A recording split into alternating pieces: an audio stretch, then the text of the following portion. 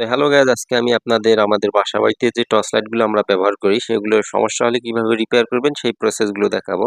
তো দেখতে পাচ্ছেন আমার হাতে এই লাইটটি সুইচ অন অফ করলেও কিন্তু লাইটটি জ্বলতেছে না, অর্থাৎ লাইটটির সমস্যা। তো এই চার্জার পিনটি লাগিয়ে দিলে আবার জ্বলতেছে। সেই ভাই বলতেছে যে ভাই নিয়ে আসছো, তো আমি লাগিয়ে দিলাম। তো দেখতে পাচ্ছেন চার্জার পিন লাগানোর সঙ্গে সঙ্গে কিন্তু এই টর্চ লাইটটি কিন্তু জ্বলতেছে। আসলে এই টর্চ লাইটটির সমস্যা আছে। তো দেখতে পাচ্ছেন আমি খুলে দিলাম আর জ্বলতেছে না, জাস্ট নিভে গেল। এখন আর অন অফ করলেও কিন্তু জ্বলতেছে না। তো যখন এই সমস্যাটি হবে তখন এখানে এর ভিতরে দুটি সমস্যা হইতে পারে, এই দুটি ছাড়া আর কোনো সমস্যা হবে না।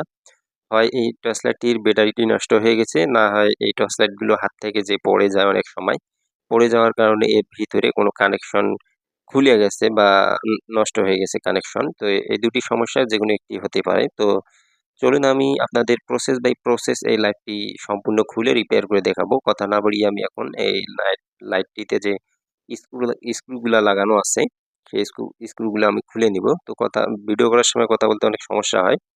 তো ছোট্ট একটি ভিডিও হবে, আশা করি সম্পূর্ণ ভিডিওটুকু দেখবেন। ভিডিওটি পুরো দেখে ভিডিওটি ভালো লাগলে অবশ্যই চ্যানেলটি সাবস্ক্রাইব করবেন। তো স্ক্রুগুলো আমার খোলা শেষ। তো এখন আমি সামনের অংশটি খুলে নিব। তো এখন দেখতে পাচ্ছেন বডিটি নিজেই খুলে গেল। তো এখনো ভিতরে ভালো করে দেখে নিব। তো চলুন, এই দেখুন এখানে কিন্তু একটি সমস্যা আমি পেয়ে গেলাম। দেখতে পাচ্ছেন, এই দেখুন একটি তার কিন্তু এখানে ব্যাটারি তারটি সম্পূর্ণ ছিঁড়ে যাওয়া অবস্থায় আছে। তো অনেক সময় এই টর্চ লাইট গুলো আমাদের হাত থেকে পড়ে যাওয়ার কারণে কিন্তু এই তারগুলো ছিঁড়ে যায়। তো যার কারণে এই সমস্যাগুলো হয়ে থাকে।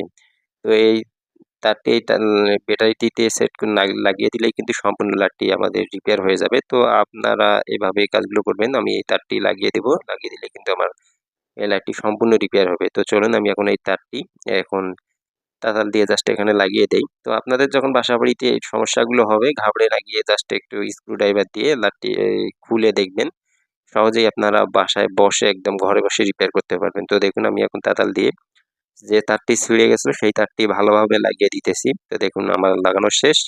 এখন আমি লাইটটি জ্বালিয়ে দেখবো। তো দেখুন, এই দেখুন লাইটটি কিন্তু আমার সম্পূর্ণ ঠিক হয়ে গেছে। তো দেখতেই পারছেন জাস্ট একটি তার ছিঁড়ে গেছিল, যার কারণে সমস্যা হয়ে গেছিল এই টর্চ লাইটটির। তো এই টাচ লাইট গুলো পড়ে যাওয়ার কারণে এই সমস্যাগুলো হয়। তো আশা করি ভিডিওটি ভালো লাগবে। তো ভিডিওটি ভালো লাগলে অবশ্যই আমার চ্যানেলটি সাবস্ক্রাইব করে আমার চ্যানেলটির সাথেই থাকবেন।